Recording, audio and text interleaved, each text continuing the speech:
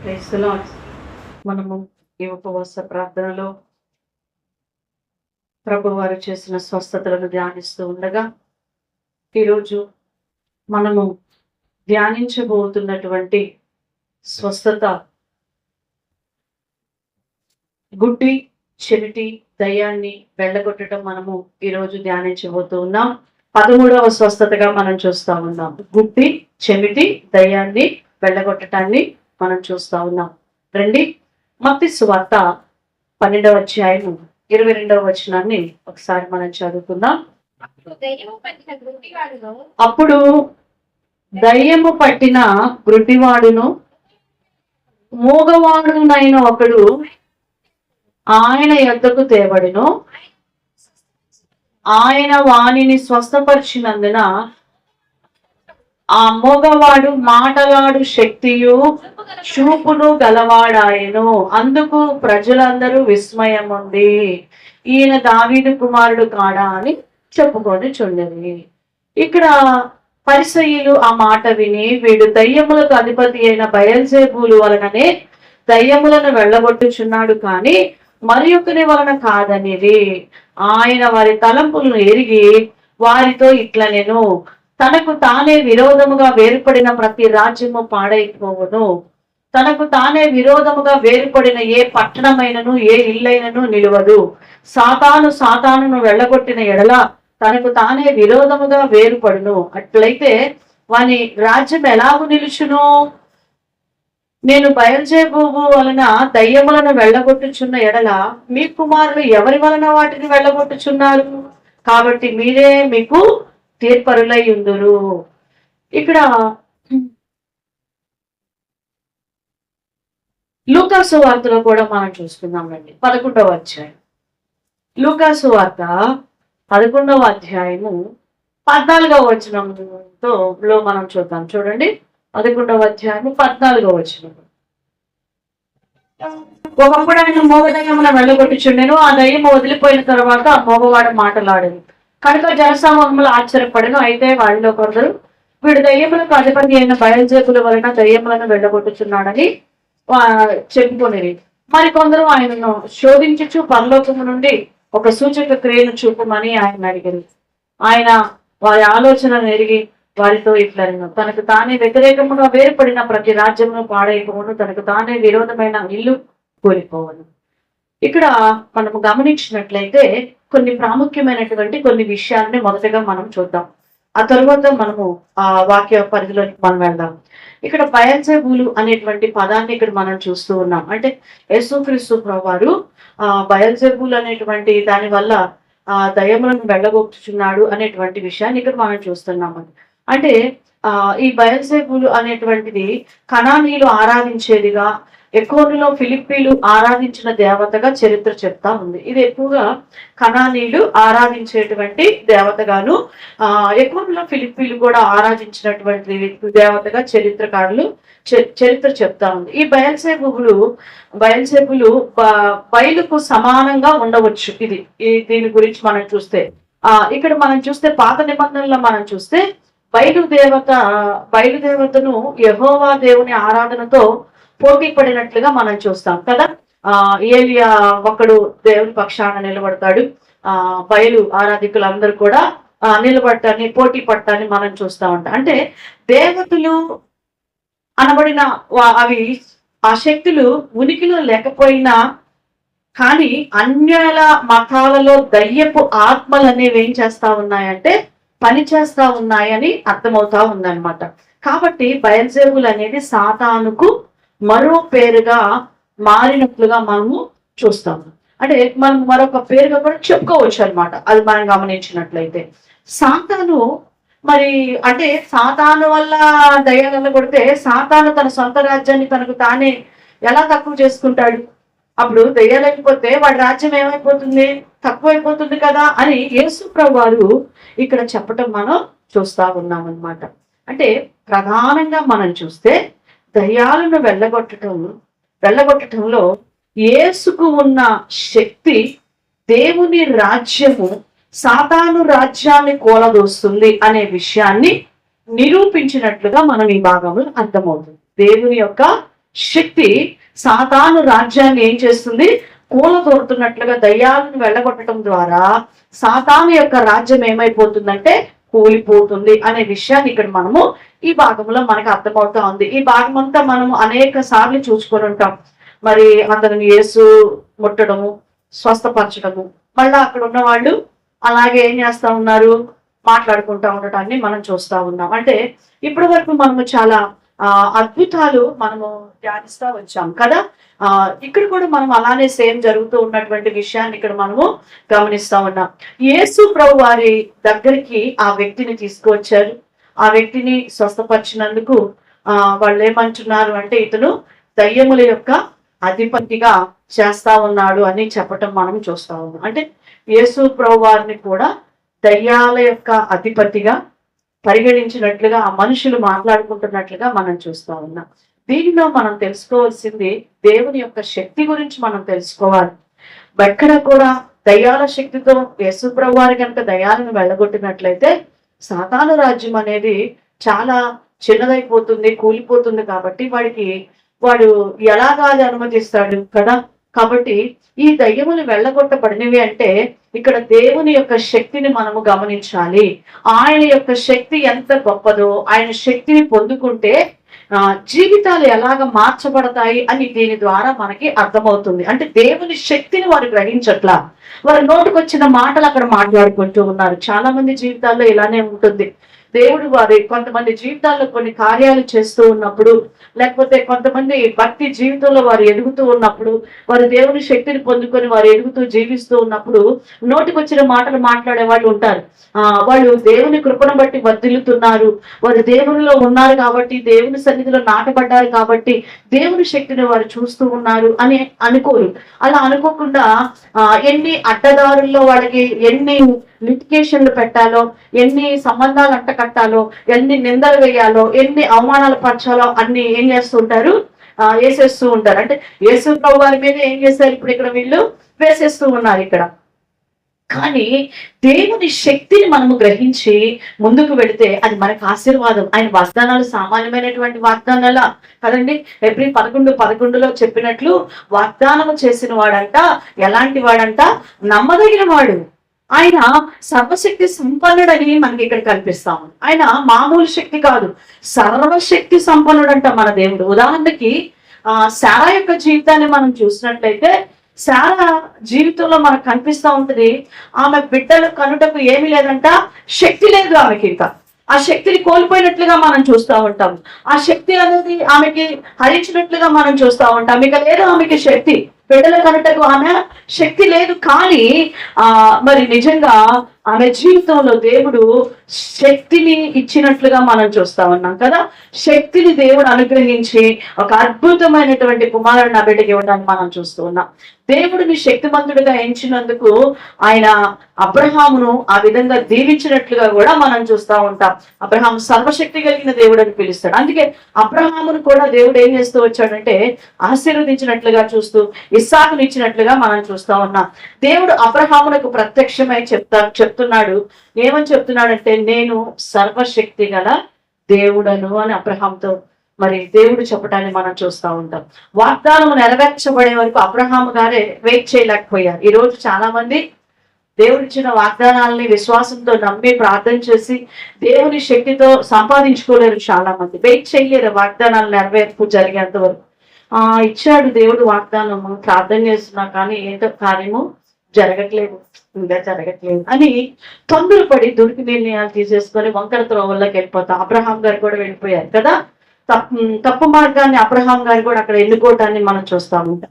ఇంకా దేవుని శక్తిని చూస్తే యాకోబు కూడా మరి ఆ దేవుని శక్తిని బట్టి యాకోబు ఇశ్రాయేల్ గా మారిపోవటాన్ని కూడా మనం చూస్తా ఉంటాం. అంటే ఆయన శక్తిలో ఎంత ప్రభావం ఉన్నదో మనం చూస్తా ఉన్నాం. దేవుని శక్తిలో మోషే జీవితం కూడా మారిపోవటాన్ని మనం చూస్తూ ఉంటాం. శక్తివంతమైన జీవితంగా మోషే గారు కూడా జీవించినట్లుగా మనం చూస్తా ఉంటాం. మరి మనం కూడా శక్తివంతమైన జీవితం జీవించాలి అంటే మనము దేవుని శక్తిని పొందుకోవాలి. ఈ రోజు ఈ అద్భుతం ఓకే, దేవుడు యేసు ప్రభువు దైవం పట్టిన వ్యక్తి వచ్చాడు, ఆ చెవిటి ముట్టాడు, ప్రార్థన చేశాడు, స్వస్థత పొందాడు, అంతే. సో ఈ రోజు మనము రావటము, స్వస్థపరచడం, ఇట్లాంటి దీని గురించి మనం మాట్లాడుకోవద్దు. కానీ ఆ ప్రార్థనలో, ఆ యొక్క స్వస్థతలో వచ్చిన విడుదల వెనక ఉన్నటువంటి దేవుని శక్తిని ఈరోజు మనం తెలుసుకుందాం. దేవుని శక్తి గురించి మనము ధ్యానించుకుందాం. జెఫన్యా గ్రంథంలో చెప్పబడినట్లు 3వ అధ్యాయము 7వ వచనములో, కీర్తనల గ్రంథము 147వ అధ్యాయములో ఆయన అధిక శక్తి గల దేవుడు అని దేవుని వాక్యం సెలవిస్తాం. ఆయన అధిక శక్తి కలిగిన దేవుడు అంట. నిజంగా మన గొప్ప దేవుడు. అదే యెషయా గ్రంథంలో చెప్తాడు కదా, 40వ అధ్యాయము 9వ వచనములో, సొమ్మసిల్లిన వారికి బలమిచ్చు దేవుడు అని ఆయన శక్తిని గురించి మనము ఈ వచనాల్లో కూడా మనం చూస్తూ ఉంటాం. అంటే ఆయన శక్తిని, బలమును అనుగ్రహించే దేవుడు. ఈరోజు నీ జీవితంలో, నా జీవితంలో కార్యములు జరగకపోవటానికి కారణము శక్తి లేకపోవటం వల్ల. మనం ఒక పని అప్పగించామనుకోండి, సామర్థ్యాన్ని బట్టి అప్పగిస్తామంటే వారికి ఉన్న శక్తిని మనము చూస్తాం. అది చేసే శక్తి, సామర్థ్యము లేనప్పుడు ఆ పని మనం అప్పగిస్తామా? అప్పగించము. ఇప్పుడు మౌనిక అనిపించి, మౌనిక 50 మందికి భోజనం చేయమ్మా అని అప్పగిస్తామా? ఎందుకంటే తన శక్తి సరిపోదు. తనకున్నటువంటి ఆ యొక్క మరి అది బలము సరిపోదు. తన శక్తిని బట్టి ఒక్కరికి చేయగలుగుతుంది, ఇద్దరికి చేయగలుగుతుంది. ఈ రోజు నీ శక్తి ఎంతవరకు ఉన్నదంటే, ఏదో చిన్న చిన్న చిన్న చిన్న విషయాల్లో మాత్రమే విడుదల పొందగలిగే శక్తి ఉంది. అమితమైనటువంటి విడుదల, అమితమైన ఆశీర్వాదము నీ కుటుంబంలో మెండుగా నువ్వు సంపాదించగలిగేటువంటి శక్తి నీ జీవితంలో లేదు అంటున్నాడు దేవుడు. విశ్వాసాన్ని బట్టి మనం వాటిని పొందుకోవాలని దేవుని వాక్యం చెప్తూ ఉన్నది. ఆ శక్తి ఎలా పొందుకుంటామంటే విశ్వాసం వల్ల మనం పొందుకుంటాం. విశ్వాసం ఎక్కడి నుంచి వస్తుంది? రోమాపత్రిక 10:17 చెప్పినట్లు, రోమా 10:17 చెప్పినట్టు, వినుట వలన విశ్వాసం మనకు కలుగుతుంది. వినుట క్రీస్తుని గురించిన మాటలు. నువ్వు ఆ మాటలు ఈ మాటలు వినటం వల్ల, దేవుని మాటలు వినటం వల్ల మనకి ఏమొస్తుందంట? విశ్వాసం. దేవుని వాక్యం మనకు విశ్వాసాన్ని ఇస్తుంది. ఆ విశ్వాసం మనలో దేవుని శక్తిని పెంచు. ఈరోజు ఆ శక్తి అనేది మనల్ని ప్రతి బలహీనత నుండి కూడా మనల్ని ఏం చేస్తుందంట? విడిపించగలుగుతుంది. ఆమె మరి ప్రధానంగా 5 విషయాలలో మనం దేవుని శక్తి కలిగి ఉండాలంట. 5 విషయాలు. ఏ విషయాల్లో? 5 విషయాలలో నువ్వు దేవుని శక్తిని కలిగి ఉండాలి. 1, లూకా సువార్త కొంచెం త్వరగా చదువుతాం, 21వ అధ్యాయం 36వ వచనం. కాబట్టి మీరు జరగబో వీటెల్లను తప్పించుకొని మనుష్య కుమారుని ఎదుట నిలవబడుటకు యోగ్యులైన వారగునట్లు. అంటే యోగ్యులైన వారగునట్లు అంటే శక్తి గల వారగునట్లు ఎల్లప్పుడూ ఏం చేయండి? ప్రార్థన చేయొచ్చు. ప్రియమైన దేవుని బిడ్డలారా, మనిషి కుమారుని రాకడ సమయానికి శక్తి మనము పొందుకొని ఉండాలి. యోగ్యులైనటువంటి వారముగా శక్తిని కలిగి ఉండాలి. రాకడ సమయంలో శక్తిహీనులుగా మనం ఉంటే దేవుని సన్నిధిలో మనం ఎత్తబడలేము. మనం ఆత్మీయంగా నిలబడగలిగే స్థితిలో ఉండాలి. మనిషి కుమారుని రాకడకి శక్తి పొందుకొని ఉండాలంటారు. ఎప్పుడు దేనికి శక్తి పొందుకోవాలంట? దేవుని యొక్క రాకడకి. ప్రభువు రాబోతూ ఉన్నాడు. కొలంబియా అని అనుకుంటాడు. భయంకరమైన భూకంపం వచ్చేసి 3,500 మంది పైగా బిల్డింగ్ అలా కూలిపోయి చచ్చిపోయారు. అసలు శవాలు కూడా బయటికి రావట్లేదు. కొలంబియా అని అనుకుంటున్నాను నేను. అది ఇందాకే నేను జస్ట్ ఒక న్యూస్ చదివాను లైవ్. ఎంత కొన్ని వందల శవాలు తీయగలిగారు. వేల శవాలు తీయలేకపోతున్నారు. దాని కింద భూకంపం పడిపోయి పెద్ద పెద్ద బిల్డింగ్లు అలా పడిపోయి. అంటే ఇవన్నీ కూడా ప్రభువు యొక్క రాకడని సూచిస్తాను. మరి ఆయన రాకడికి నువ్వు శక్తి కలిగిన బిడ్డగా నిలబడాలంట ఆయన ఎదుట. నేను ప్రభు అని అలా ఉన్నావు అనుకో, బుద్ధి లేని కన్యకుల్లాగా, శక్తి లేనటువంటి వారి. ప్రియమైన దేవుని బిడ్డ, ఈరోజు నువ్వు ఎంతబడి గుంపులో ఉండలే. అయితే ఆ శక్తి మెలకువగా ఉండి ప్రార్థన చేయడం ద్వారా మనం పొందుకోగలుగుతున్నాం కదా. హల్లెలూయా. ఎలా పొందుకుంటున్నావు అంటే అక్కడే రాశాడు కదా. ఆ శక్తి, ఆ యోగ్యమైన ప్రార్థన ఎలా వస్తుంది? మీరు మెలకువగా ఉండి ప్రార్థన చేయడం ద్వారా. ఈరోజు ప్రభువారిని ఎదుర్కొనటానికి శక్తిమంతులమై ఉండాలి ఆయన రాకడలో. ఆ శక్తి మనం పొందుకోవాలంటే మెలకువ కలిగి ఏం చేసుకోవాలంట? ప్రార్థన చేయాలి. ప్రార్థన జీవితం నీ జీవితంలో ఉన్నదా? మరి మన జీవితంలో ఈ శక్తి అనేది ఉందా? దేవుని రాకడకు మనం సిద్ధపడి ఉన్నామా? కేవలం మనం అద్భుతాలు ఆశ్చర్యాలు మాత్రమే చూసుకుంటూ వస్తూ వెళ్ళిపోతూ ఉన్నామా? పరిశీలన చేసుకోవాలి. ఈరోజు మన ఆత్మీయ జీవితము దేవుని యొక్క రాకడ సమయానికి మనం ఏ విధంగా సిద్ధపడి ఉన్నాము అనేది మనము పరిశీలన చేసుకోవలసినటువంటి వారంగా మనం ఉన్నాం. రెండవ శక్తి నువ్వు పొందుకోవలసిన రెండవ విషయం, ఏ విషయంలో నువ్వు శక్తి పొందుకోవాలో రెండవ విషయాన్ని తెలియజేస్తున్నాను. లూకా సువార్త 24వ అధ్యాయం 48వ వచనం చదువుదాం. ఈ సంగతులకు మీరే సాక్షులు. ఇదిగో నా తండ్రి వాగ్దానము చేసినది మీ మీదికి పంపుచున్నాను. మీరు పైనుండి శక్తిని పొందు వరకు పట్టణములో నిలిచిండుడని వారితో చెప్పాను. రెండవది నువ్వు పొందవలసింది పరిశుద్ధాత్మ శక్తి గురించి ఇక్కడ వ్రాయబడుతూ. పరిశుద్ధాత్మ యొక్క శక్తి అద్భుతాలనే కాదు, కానీ శ్రమకాలములో మనం నిలబడగలిగినట్లుగా మనము పరిశుద్ధాత్మ ద్వారా మనం ఏం పొందుకుంటున్నామంట? శక్తి. కొన్ని అద్భుతాలు జరగవు. కొన్నిసార్లు మనకి శోధనల్లో ఒక అద్భుతం అనేది జరగదు. అంటే ఆ శోధన అనేది ఇంకా తీసివేయబడదు. కొన్నిసార్లు దేవుడు అలా అనుమతిస్తూనే ఉంటాడు. యోగుకు కూడా అలా అనుమతిస్తూనే వన్ బై వన్ అనుమతిస్తూనే ఉన్నాడు. మరి యోగు ఎలా నిలబడ్డాడు అంటే ఆ పరిశుద్ధాత్మ శక్తి అతనికి సహాయం చేసింది కాబట్టి. పరిశుద్ధాత్మ శక్తి ద్వారా ఆ శోధనలో కూడా నిలబడగలుగుతూ ఉన్నాడు. ఈ రోజు పరిశుద్ధాత్మ శక్తి ద్వారా నువ్వు పరిశుద్ధాత్మ శక్తిని నువ్వు పొందుకొని నిలబడాలని దేవుడు సెలవిస్తూ ఉన్నాడు. అది ఎలా పొందుకుంటావంటే దేవుని యొక్క ఆజ్ఞకు మనము పాటించడం ద్వారా. ఆ శిష్యులతో చెప్పాడు, మీరు పైనుంచి వచ్చే శక్తి మీ మీదకి దిగు వరకు మీరు అక్కడ నిలిచి ఉండండి అని ప్రభువు చెప్పగానే వాళ్ళు నిలిచి ఉన్నారు. అంతే. ఆ మాటకు లోబడ్డారు. తర్వాత వాళ్ళు ప్రార్థన చేస్తా ఉన్నారు. వారి మీదకి ఏమొచ్చేసింది? పరిశుద్ధాత్మ శక్తి వచ్చేసింది. వారు అన్య భాషలతో దేవుని స్తుతించటమో, దేవుని ఆత్మతో నింపబడటం, ఆరాధించడం మనం చూస్తాము. ఒక అద్భుతాలు. ఈ రోజు పరిశుద్ధాత్మ అనే శక్తిని ఆ శక్తి నువ్వు పొందుకోవాలి. ఆ శక్తి ఎలాగో వస్తుంది అంటే నీ జీవితంలో దేవుని ఆజ్ఞకు నువ్వు లోబడటం ద్వారా మనం ఆ ఆజ్ఞలను పాటించడం ద్వారా. మనము ఈరోజు దేవుని ఆజ్ఞ పాటించాలంటే మనకి చాలా కష్టం. లోబడాలంటే చాలా కష్టం. వినుటకు వింటాం, కానీ లోబడం ఏమాత్రము లోబడం. నువ్వు చెప్పుకో నేను వింటాను అంతవరకే, నువ్వు చెప్పుకో నేను వింటాను అంతవరకే. ప్రియమైన దేవుని బిడ్డలారా, ఈరోజు నువ్వు ఎలాగా ఉంటూ ఉన్నావు? ఈరోజు దేవుని మాటకు, దేవుని సేవకుల మాటకు, వాక్యములకు నువ్వు విధేయత చూపించినప్పుడు ఆ శక్తిని నువ్వు పొందుకోగలుగుతావని దేవుడు సెలవిస్తాడు. నువ్వు పొందుకోవలసిన 5 విషయాలు నువ్వు పొందుకోవలసినటువంటి శక్తి. 1, దేవుని ఎదుర్కొనటానికి నువ్వు శక్తిని పొందుకోవాలి. అది ఎలా వస్తుందంట? మెలకువ కలిగి, నోరు తెరిచి చెప్పాలి. ఎలా వస్తుంది ఆ శక్తి? మెలకువ కలిగి ప్రార్థన చేసుకున్నప్పుడు ఆ శక్తి వస్తుంది. రెండవది ఏ శక్తినంట? పరిశుద్ధాత్మ ద్వారా మనము శక్తిని పరిశుద్ధాత్మను పొందుకోవాలని శక్తి కలిగి. ఆ శక్తి ఎలా వస్తుందంట? దేవుని ఆజ్ఞకు లోబడటం ద్వారా. ఇక మూడవది నువ్వు పొందుకోవలసిన శక్తి, మూడవ శక్తి ఏంటి అంటే, నువ్వు మాంసం తింటేనో, మనము బియ్యం తింటేనో, లేకపోతే ఇంకేదో బూస్ట్ తాగితేనో వచ్చే శక్తి శరీర సంబంధమైన శక్తి. కొంతమంది డ్రై ఫ్రూట్స్ తోటి మంచి శక్తిని కలిగి ఉంటాయి. మంచిది. దేవుడు మిమ్మల్ని దీవించును గాక, మంచి ఆరోగ్యాలు ఇచ్చును గాక.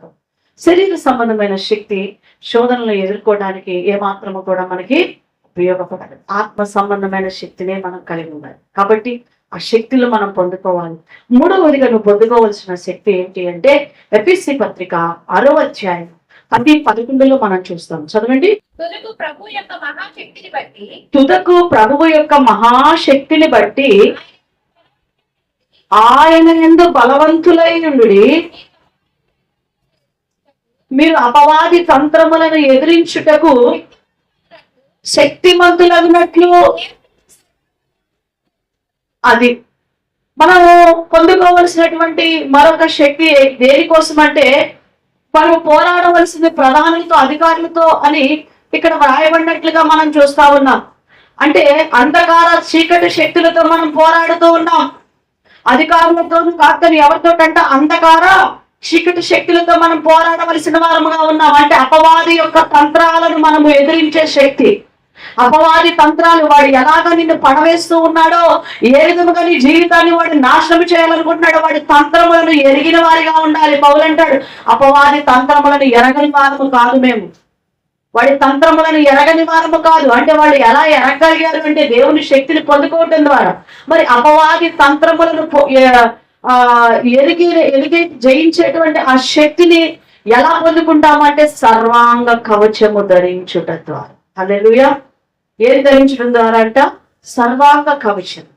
సర్వాంగ కవచం అక్కడ మనం చూస్తాం 10-11లో ఆ కవచాలు ఏంటనేది అక్కడ మనకి లిస్ట్ అక్కడ రాయబడి ఉంటుంది. ఆ పైన సర్వాంగ కవచం. ప్రియమైన దేవుని బిడ్డలారా, ఈరోజు అపవాది తంత్రములను నువ్వు జయించుటకు శక్తి కలిగి ఉన్నావా నీ జీవితంలో? లేకపోతే అపవాది వేసే బాణాలకు ఓరగొట్టిన పడిపోతున్నావు. చిన్న బాణాలకి లటక టపక టపక టపకమని పడిపోతూ ఉంటావు. చిన్న అనుమానాలు అనే బాణాలకు పడిపోతూ ఉంటావు. చిన్న అవిధేయతలు అనే బాణానికి నువ్వు పడిపోతూ ఉంటావు. ఈరోజు నీ జీవితంలో ఎలాగ జీవిస్తున్నావో ఒకసారి నిన్ను నువ్వు పరిశీలన చేసుకో. ప్రియమైన సంగమా, మన ఆత్మీయ జీవితం ఎలాగ ఉంటుందో మనల్ని మనం పరిశీలన చేసుకోవాల్సినటువంటి వారంగా ఉన్నాం. దేవుని యొక్క వాక్యం మనకి సెలవిస్తా ఉన్నది. 4వదిగా నువ్వు పొందుకోవలసినటువంటి శక్తి. నేను 3 విషయాలు మీకు చెప్పాను. మనం పొందుకోవలసిన 3 శక్తులు. నువ్వు ఏ విషయంలో నువ్వు శక్తిని పొందుకోవాలని 3 విషయాలు నేను మీతో పంచుకున్నాను. 1, ఎక్కడ ఏ విషయంలో మనం పంచుకోవాలట శక్తిని? ఎక్కడ అమ్మా? దేవుని మనుష్య కుమారుని యొక్క ఆ శక్తి ఎలా వస్తుంది మనకి? ప్రార్థన ద్వారా వస్తుంది. 2వదిగా పరిశుద్ధాత్మ యొక్క శక్తిని కదా. ఆ శక్తిని మనం ఎలా పొందుకోగలుగుతున్నామంట? దేవుని ఆజ్ఞలకు లోబట్టి. మరి అలానే మనము అపవాది తంత్రములను ఎదిరించే శక్తిని కూడా కలిగి ఉండాలి. అది ఎలా పొందుకుంటామంట? సర్వాంగ కవచము, దేవుడిచ్చిన సర్వాంగ కవచము ధరించడం. 4వది నువ్వు పొందుకోవలసిన శక్తి, అదే ఎఫెసీయులకు రాసిన పత్రిక 6వ అధ్యాయం 16వ వచనంలో, ఇవన్నీ గాక విశ్వాసం అనే డాలును పట్టుకొనుడి, దుష్టుడు అగ్ని బాణములన్నిటినీ ఆరుగుటకు శక్తిమంతులవుతుంది. చూడండి, ఇక్కడ అపవాది మన మీద అనేక అగ్ని బాణాలు వేస్తున్నాడు. విశ్వాసం అనే డాలు అపవాది వేసే అగ్ని బాణాలను అది ఆర్పివేస్తా ఉంది. ఇక్కడ మనం చూసుకున్నట్లయితే అపవాది మన మీద అనేక అగ్ని బాణాలను వేస్తూ ఉంటాడు. దేవుని నమ్ముకున్నాము అంటేనే మనకి ఏమీ రావు అనుకోవడానికి లేవు, ఏమి కలగకుండా ఉంటాయి అనడానికి లేదు కదా. యేసు ప్రభు వారి మీదకే వాడు ఏమేశాడంట? అగ్ని బాణాలు వేశాడు యేసు ప్రభు వారి మీదకి. యేసు ప్రభు వారి మీదకే వేశాడు.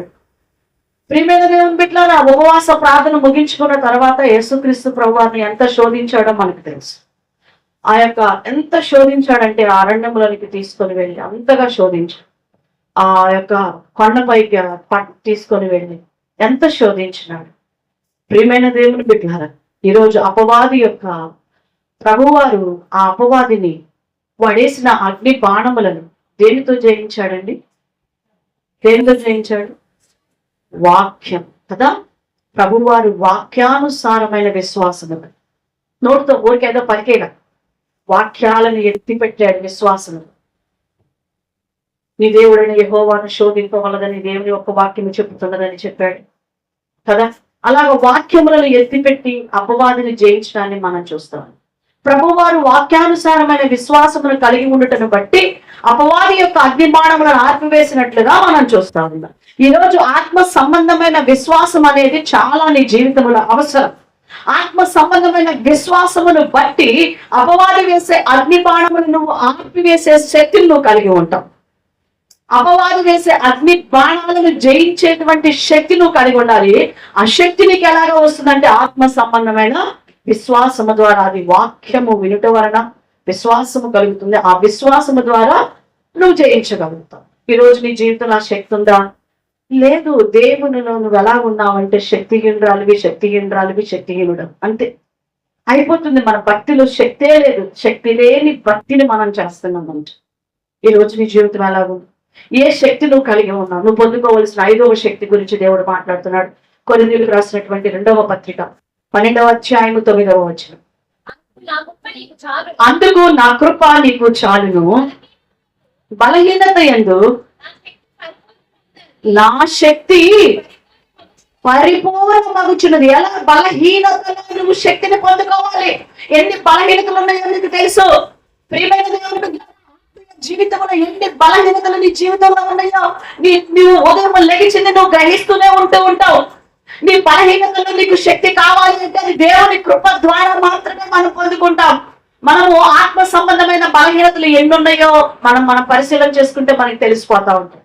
కానీ ఆ బలహీనతల వల్ల చావవలసిన మనము, లేకపోతే ఇబ్బందులు పాలైపోవలసిన మనము, అసలు ఇక్కడ నిలవబడటానికి అర్హత లేకుండా ఉండవలసినటువంటి నేను ఎలా నిలబడగలిగామంటే అది దేవుని యొక్క కృప. ప్రభువు యొక్క కృప ద్వారా ఆ శక్తిని మనం పొందుకుంటున్నాం. కాబట్టి ఈ రోజు నువ్వు ఇక్కడ ఈ స్థలంలో దేవుని సన్నిధిలో నిలవబడ్డామంట. దేవునికి మహిమ కలుగును గాక. హల్లెలూయా. కాబట్టి దేవుని యొక్క శక్తిని మనము పొందుకున్నామా అని అనుటకు నిదర్శనం ఏంటి అంటే ఈ 5 విషయాలను మనం చూస్తాం. ఈ 5 విషయాలలో మనము శక్తి కలిగిన వారిగా మనం ఉండాలని దేవుని యొక్క వాక్యం సెలవిస్తా ఉంది. కాబట్టి ప్రతి పరిస్థితి గుండా మనం వెళ్ళినప్పుడు చెదరనటువంటి ఒక ఆత్మీయ జీవితాన్ని, ఆత్మీయ స్థితిని మనము కలిగి ఉండటానికి సర్వశక్తి కలిగిన దేవుని దగ్గర నుండి మనము ఆ యొక్క శక్తిని పొందుకునే వారిగా మనం ఉండాలని దేవుడు సెలవిస్తున్నాడు. ఈ భాగంలో దేవుని శక్తిని ఎందుకు మనము ధ్యానిస్తూ వచ్చినాము అంటే ఇప్పటి వరకు మనము అద్భుతాలను చూస్తా వచ్చాము. ఆ యొక్క దేవుడు చేస్తున్నటువంటి ఆ యొక్క మరి అద్భుతాలు మనము గమనిస్తూ వచ్చాము. దాదాపు 12 అద్భుతాలు అనుకుంటా ప్రభువారు చేసినటువంటి ప్రతి అద్భుతాన్ని మనం ధ్యానిస్తూ వచ్చాం. కానీ ఈ భాగంలో మనం చూసినట్లయితే ఆయన ముట్టినాడు, ఆ వ్యక్తిని స్వస్థపరిచాడు కదండి. ముట్టినాడు, ఆ వ్యక్తిని స్వస్థపరిచాడు. అయితే దేవుని శక్తిని మనం కలిగి ఉండాలి. ఎలా ముట్టాడు, ఎలా స్వస్థపరిచాడు అంటే దేవునిలో ఉన్న ఆ శక్తి అలాంటిది. ఆ శక్తిని నువ్వు కలిగి ఉండాలని దేవుడు కోరుకుంటున్నాడు. అందుకే ఈరోజు మనము పొందుకోవలసిన 5 విషయాల్లో మనం పొందుకోవలసిన శక్తిని గురించి ఈరోజు మనం ధ్యానించుకుంటూ ఉన్నాం. మరి మనము చూసుకున్నట్లయితే నెంబర్ 1 మరి మనకి మనము కలిగి ఉండాలి అని అంటే దేవుని శక్తిని మనం కలిగి ఉండాలంటే ఈ 5 మన జీవితంలో ఉండాలని దేవుని వాక్యం సెలవిస్తా ఉంది. మనము మెలకువగా ఉండి ప్రార్థన చేస్తే ఏం పొందుకుంటున్నామంట? దేవుని యొక్క శక్తిని మనము పొందుకుంటున్నట్లుగా మనం చూస్తా ఉన్నాం. ప్రియమైన దేవుని బిడ్డలారా, రెండవదిగా దేవుని వాక్యము వినట ద్వారా కలిగే పరిశుద్ధాత్మ యొక్క శక్తిని మనం పొందుకుంటున్నాం. మొదటిది మెలకువగా ఉండి ప్రార్థన చేస్తే వచ్చే శక్తి ద్వారా ఏం ఎదుర్కొంటున్నావు? ప్రభు యొక్క రాకడని ఎదుర్కొంటూ ఉన్నాం. రెండవదిగా దేవుని వాక్యము వినుట ద్వారా కలిగే పరిశుద్ధాత్మ యొక్క శక్తిని నువ్వు పొందుకుంటున్నావు ఆ వాక్యము ద్వారా. మూడవదిగా ప్రధానులతో, అధికారులతో పోరాడుటకు కావలసినటువంటి సర్వాంగ కవచము అనే శక్తిని నువ్వు పొందుకుంటూ ఉన్నావు. నాలుగవదిగా విశ్వాసపు డాలును కలిగి ఉండటం వల్ల అపవాది అగ్ని బాణాలను మనము ఆర్పగలిగేటువంటి శక్తిని మనం పొందుకుంటూ ఉన్నాం. ఐదవదిగా ఆయన కృపను కోరుకొని బలహీనత యందు కూడా అతిశయపడగలిగే ఆయన శక్తిని మనం కోరుకుంటూ. ప్రియమైన దేవుని బిడ్డలారా, దేవుని యొక్క శక్తిని ఈ విషయాలలో మనము పొందుకున్నట్లయితే మనం ఎలాంటి పరిస్థితుల్లో కూడా చెక్కు చెదరనటువంటి ఆత్మీయ జీవితమును మనం కలిగి ఉండొచ్చని వాక్యం సెలవిస్తా ఉన్నాం. మనుష్య కుమారుని రాకడలో ఆయన యందు మనము మన ఆత్మీయ జీవితము అక్కడ నిలబెట్టుకున్నట్లుగా మరి దేవుడిచ్చే ఆత్మ సంబంధమైన శక్తిని మనం పొందుకుందాము. ఆయన సర్వశక్తి కలిగిన దేవుడు. ఆయన శక్తిని అబ్రహాము జీవితంలో కుమ్మరించిన దేవుడు. ఆయన శక్తి శారా జీవితంలో ఇచ్చిన దేవుడు. యాకోబు జీవితంలో ఇచ్చిన ఇశ్రాయేలుగా మార్చిన దేవుడు. మోషే జీవితంలో ఆయన సర్వశక్తిని నింపినటువంటి దేవుడు ఈరోజు నిండు కూడా శక్తిమంతురాలుగా చేయుటకు సమర్థవంతుడైన దేవుడు. నీ భక్తిలో శక్తి లేదు అని దేవుడు సెలవిస్తూ ఉన్నాడు. ఇవి నిజంగా ఈ లక్షణాలు మీలో ఉన్నాయా? ప్రార్థన, మెలకువ కలిగిన ప్రార్థన, దేవుని యొక్క వాక్యమును వినేటువంటి మనసు, చదివే మనసు అనేటువంటి జీవితం, మరి దేవుడిచ్చినటువంటి సర్వాంగ కవచము నీలో ఉన్నదా? నిజంగా వాక్యము ద్వారా విశ్వాసం అనేటువంటి విశ్వాసము నీ జీవితంలో ఉన్నదా? దేవుని కృపను నువ్వు సంపాదించావా? పరిస్థితి ఈ లక్షణాలు నీ భక్తిలో ఉన్నాయా? నిజంగా నీ ప్రార్థన జీవితంలో, నీ ఆత్మీయ భక్తి జీవితంలో ఈ లక్షణాలు ఉన్నాయా? ఇవి నిజంగా నీలో ఉన్నట్లయితే దేవుడు యొక్క శక్తిని నువ్వు కలిగి ఉంటావు. ప్రతి సమస్యను నువ్వు జయించగలుగుతావు. ఎన్నో అద్భుతాలు నీ జీవితంలో నువ్వు చనిపోయే వరకు కూడా మేలను అద్భుతాలను నువ్వు చూస్తూనే ముందుకెళ్తావని వాక్యము సెలవిస్తా ఉన్నది. కాబట్టి ఈ యొక్క రాత్రికాల సమయంలో మనము మరి నిజంగా ఈ గుడ్డి చెవిటి దయ్యాన్ని వెళ్ళగొట్టాడు, అతన్ని పిలిచాడు, ముట్టాడు, స్వస్థపరిచాడు, అతన్ని బాగు చేశాడు, అతడు సంతోషంగా వెళ్ళిపోయాడు. అక్కడ గొప్ప కార్యము జరిగింది. కానీ ఆ కార్యము వెనక దాగి ఉన్న శక్తిని ఆ ప్రజలు గ్రహించలేకపోయారు. అక్కడ ఉన్న వారు గ్రహించలేకపోయారు. దయ్యం వల్ల ఎల్లగొడుతున్నాడు, బయలుజెబూల వల్ల ఎల్లగొడుతున్నాడని రకరకాలుగా నోటికొచ్చిన మాటలు మాట్లాడు. ఈ రోజు కూడా నువ్వేదేదో మాట్లాడేసేసి వెళ్ళిపోతావా? ఏదేదో ప్రార్థన చేసి వెళ్ళిపోతావా? నిజమైన దేవుని శక్తిని నువ్వు పొందుకుంటావా? ఆ శక్తి నాకు లేకపోవటం వల్లే నేను ఈ రోజు కార్యాలు చూడలేకపోతున్నాను ప్రభా. ఆ శక్తి నా జీవితంలో లేదు. మెలకువగలిగి ప్రార్థన చేసే శక్తి నాలో లేదు. విశ్వాసముతో కూడిన శక్తి నా జీవితంలో లేదు. నీ వాక్యములకు లోబడిన శక్తి నా జీవితంలో లేదు నాయన. సర్వాంగ కవచం అనేది నా జీవితంలో లేదు ప్రభా. నీ కృపకు అనర్హురాలుగా నేను బ్రతుకుతూ ఉన్నాను. నీ కృప నాకు కావాలి అని దేవుని సన్నిధిలో మనం ప్రార్థన చేసుకున్నప్పుడు దేవుడు తన యొక్క అద్భుతమైనటువంటి శక్తితో, సర్వశక్తి కలిగిన దేవుడు నిన్ను నన్ను కూడా తన శక్తితో నింపి బలపరిచి అభిషేకించి వాడుకునే దేవుడుగా ఉన్నాడు. ఈ రాత్రికాల సమయంలో నిన్ను పరిశీలన చేసుకో. నీ ఆత్మీయ జీవితము ఎలాగో ఉన్నది, నీ భక్తి జీవితము ఎలాగో ఉన్నది? దేవుని శక్తితో ఉన్నదా? శక్తిహీనురాలుగా ఉన్నావా? శక్తితో నింపబడ్డావా? శక్తిహీనుడుగా నువ్వు ఉంటూ ఉన్నావా? శక్తిహీనులు కార్యాలు చేయలేరు. మన శరీరంలో శక్తి లేకపోతే మనం ఏం చేయలేమండి? పని చేయలేము. నేను కూడా చెప్తూ ఉన్నాను, సేవకులు అడుగుతూ ఉండండి, ఇందాక కూడా అడుగుతూ ఉండంటే చెప్తూ ఉన్నాను, ఎందుకు ఆ పని నువ్వు ఎందుకు చేసుకోలేకపోతున్నావు అని అడుగుతుందంటే, నేను కొన్ని దినాల నుంచి నాకు మరి ఈవినింగ్ 3 వరకు కూడా నాకేముండట్లేదంటే నా బాడీలో శక్తి ఉండట్లా. మార్నింగ్ లేచిన దగ్గర నుంచి నాకు చాలా నీరసంగా ఉంటుంది, చాలా శక్తిహీనంగా నేను కనిపిస్తుంది. అలానే శక్తి తెచ్చుకుంటున్నాను, చిన్న చిన్న పనులు చేసుకుంటూ ఉన్నాను. బలం ఉండట్లా, శక్తి ఉండట్లా. మళ్ళీ 3కి 4కి అలా ఏమొస్తుందంటే నా బాడీలో ఒక తెలియనటువంటి కొంచెం శక్తి వచ్చేస్తుంది. నాకు తెలియనటువంటి ఒక శక్తి వస్తూ ఉంది. ఆ శక్తి నైట్ అంతా పనిచేస్తుంది. మళ్ళీ మార్నింగ్ లేచిన దగ్గర నుంచి మళ్ళీ ఒకలాగా శక్తిహీనమైంది. ఆ శక్తిహీనత వల్ల నేనేం చేయలేకపోతున్నాను? చేసుకోవలసిన నా పనులు పెండింగ్ పడిపోతా ఉన్నాయి. నేను వెళ్ళవలసిన చోటకి వెళ్ళలేక పెండింగ్ పడిపోతా ఉన్నాయి, బలహీనమైపోతుంది. అట్ ద సేమ్ ఆత్మ సంబంధంగా కూడా, ఆత్మ సంబంధమైన ఈ యొక్క శక్తి అనేది నీకు లేకపోతే నువ్వు కూడా అలానే అయిపోతావు. నేను ఈ శక్తిని పుంజుకోవటానికి నాకు అడ్వైజెస్ ఇస్తున్నారు చాలా మంది. కొంచెం జ్యూస్ తాగండి, కొంచెం ఫ్రూట్స్ తినండి, లేకపోతే అది తినండి, ఇది తాగండి చెప్తూ ఉన్నారు. ఎందుకంటే అది శరీర సంబంధమైన శక్తిని ఇస్తుంది. ఈరోజు ఆత్మ సంబంధమైన శక్తిని నువ్వు పొందుకున్నట్లుగా మెలకువ కలిగి ప్రార్థన నీ జీవితంలో ఉండాలి. ప్రభువు రాకడని ఎదుర్కొనే శక్తి అంటుంది. ప్రభువు రాకడని ఎదుర్కొనే శక్తి. ప్రియ సంగమా, ఈరోజు నువ్వు ఎలాగో ఉన్నావు? దేవుని మాట వినుట వలన పరిశుద్ధాత్మను పొందుకునే శక్తి, ఆ శక్తి నీ గుణకార్యాలను చేయగలదు. వాక్యము లోబడేటువంటి వాక్యము ద్వారా వచ్చే విశ్వాసము శక్తి నీ జీవితంలో ఉన్నదో లేదో పరిశీలన చేసుకో. అపవాదిని నువ్వు ఎదిరించగలుగుతావు. వాడు వేసే అగ్ని బాణములను నువ్వు జయించగలుగుతావు. విశ్వాసము శక్తి. ఈరోజు సర్వాంగ కవచం అనేటువంటి శక్తి, సర్వాంగ కవచం ఎలాగున్నది ఈరోజు నీ జీవితం? కృప అనే శక్తి. ఆయన కృప లేకపోతే మన బ్రతుకులు ఏమన్నాయండి?